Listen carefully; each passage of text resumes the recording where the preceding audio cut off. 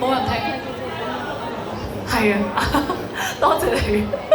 咁咧，我都喺呢度介紹我嘅新歌啦，叫做《連自己都不夠快樂》啦，係好新嘅，啱啱出嘅呢首歌。咁咧，每次唱呢首歌咧，我都要好專注啦，因為呢首歌係我錄音裏面咧，我會覺得係好難唱嘅一首歌，成日都唞唔到氣，亦都係我諗係我近年都一首我自己好中意嘅歌。連餐廳也會順利咁討好你，從來不敢去怠慢，連一把傘也為你撐，偏心你從來是我的習慣。貴口的身邊好友亦覺得荒誕，長期專一配合難換取稱讚，令我看不起我才心淡。